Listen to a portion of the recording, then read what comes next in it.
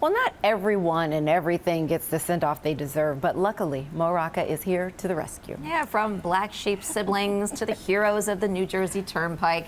He's celebrating great lives worth reliving in his latest book, Mobituaries, and we are excited to catch up with him now. Welcome back. Good to see you. Great to see you guys. Thanks for having me. Yeah, so this started as a podcast. Yes. When did your love of obituaries begin? It began pretty early. My father loved obituaries, and he was not a gloomy person. He was the most optimistic person I may ever know. But I think he loved them because a good obituary has a sweep and a drama to it. It's a story of someone's life, not their death. Yeah. And this book is doing really well. Are you on the New York Times bestsellers list yet? I have been, yes. Well, for 2 weeks. congratulations for that. Yeah. What do you think? What is it about these stories that connects with people so well? Well, I think that for people like obituaries, because I think it's at the heart of it, we all kind of wonder if we'll be remembered and how we'll be remembered, right? Yeah. And these people are people that didn't get the glory, I think, that they deserved. Yeah. And I think that inspires people. So what have you to set this straight? What I love, though, you have a lot of fun with this, though, too, in that it's not just living things that you are giving obituaries to. It's medieval science. Right. Countries like Prussia, certain sports teams, perhaps. Dragons, fashion trends, maybe. So which do you think didn't get the proper send-off? Well, fashion trends was fun to do. The fur coat, I mean, it's very controversial. I date the death of it to the passing of Aretha Franklin. Aretha was the last person who could wear a fur coat with impunity. The cod piece, which was a big male fashion accessory in medieval times, didn't get the send-off it deserved. I'm not wearing one right now. I just want to be clear about that. Good to know. Good to know. That's what I was thinking.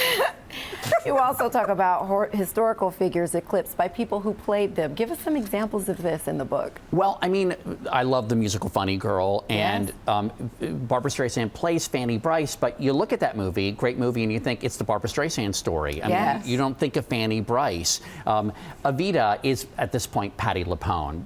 You know, love Madonna, but it's Patti LuPone. Patti LuPone is Evita. So George S. Patton is really George C. Scott. So you know, and you wonder in the future, will people, when you say Ray Charles, think of Jamie Foxx? Right. I mean, so this does happen. These eclipses. Right? Yeah, and one thing you talk about too is like what the worst thing to happen to a famous person dying is that they die on the same day as a more famous person. Right. As we all know, that Farrah Fawcett died on the same day as, all together now, Michael Jackson. Yes. I love Farrah, and that morning we were all talking about Farrah, but Michael's death was obviously a shock, so it eclipsed it. Jim Henson and Sammy Davis Jr. died on the same day. That's too much talent in one news cycle. They each deserve their own news cycle. Yes, this happens over and over again. Margaret Thatcher and Annette Funicello. I know they're often mentioned in the same breath, right? But they died on the same day. Wow. I love to imagine them in the afterlife and kind of a Freaky Friday reboot. Well, something you're also very passionate about is Innovation Nation is back for another season. Tell us about what it is for those who haven't seen it. It's a Saturday morning show that really pays tribute to modern day innovators, but also the great innovators of the past, like, you know, obviously Thomas Edison or Igor Sikorsky, the inventor of the helicopter.